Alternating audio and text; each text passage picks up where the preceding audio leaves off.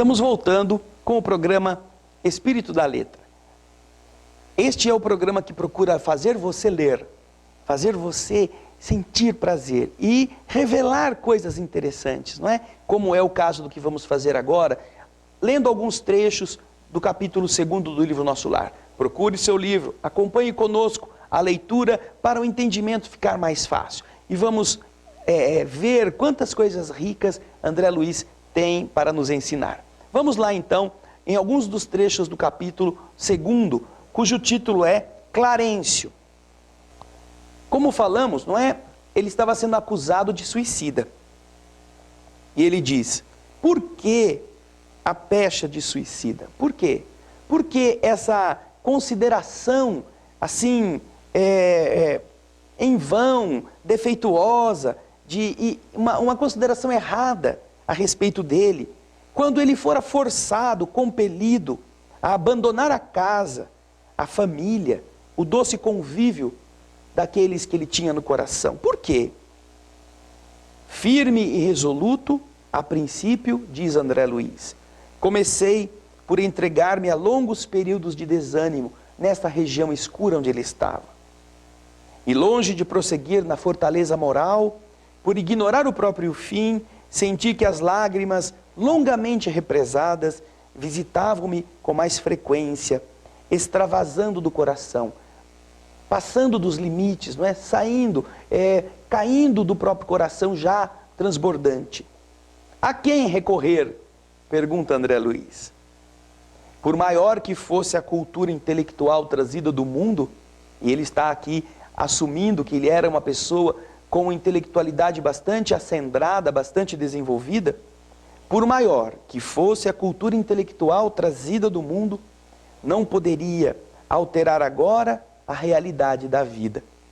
Meus conhecimentos, diante do infinito, eram semelhantes a pequeninas bolhas de sabão levadas ao vento impetuoso que transforma as paisagens. Eu era alguma coisa. Olha o que ele diz. Ele se considera alguma coisa. Eu era alguma coisa. Ele não sabia quem ele era. Não sabia o que estava acontecendo com ele. Eu era alguma coisa que o tufão da verdade carregava para muito longe. Entretanto, a situação não modificava a outra realidade do meu ser essencial. Perguntando a mim mesmo se não enlouquecera, encontrava a consciência vigilante. Vejam só, tudo isso estava ocorrendo e ele não estava louco, ele sabia, ele estava pensando, ele tinha controle dele mesmo, ele tinha noção do que ele era. Apesar de considerar-se uma coisa, uma folha que a ventania tangia de um lado para outro, ele não havia enlouquecido. E esta consciência esclarecia-me com o sentimento e a cultura recolhidos na experiência maternal. Agora uma revelação que ele nos faz. Uma revelação importante para o entendimento da nossa condição do lado de lá também. Persistiam as necessidades fisiológicas sem modificação.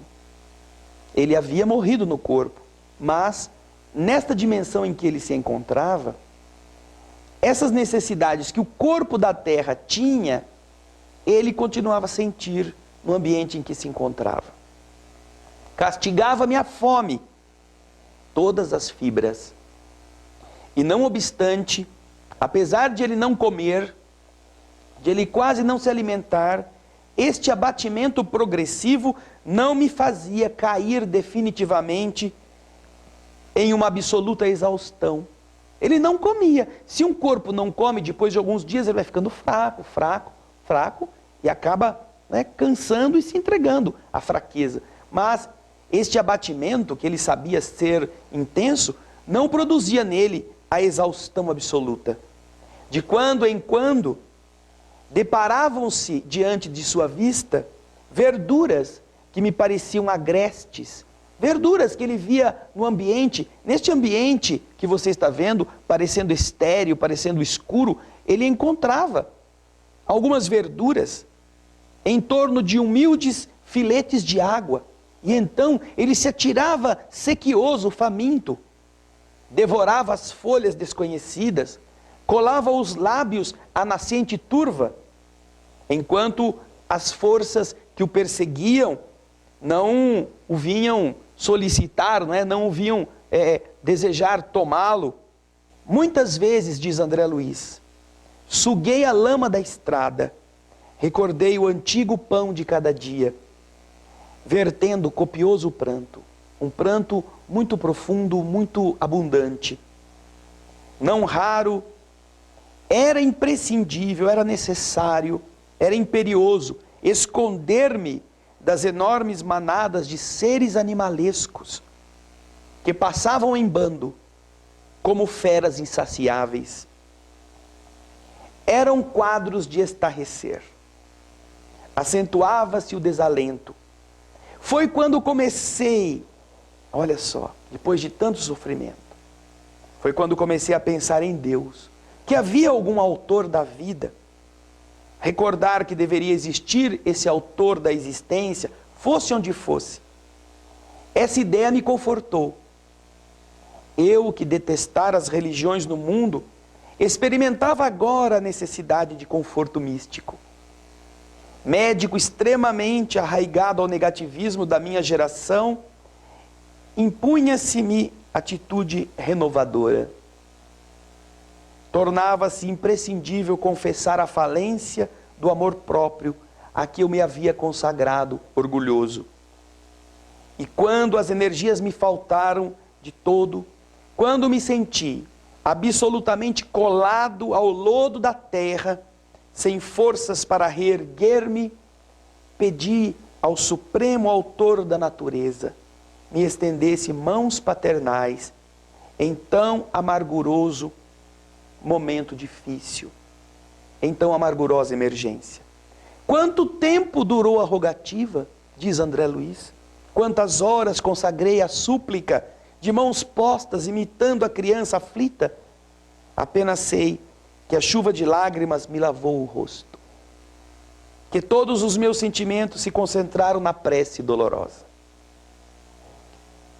Momento difícil, que nós esperamos que você nunca precise passar. Agora, no próximo bloco, nós iremos ver o que acontece. Pensemos nisso. Vamos lá.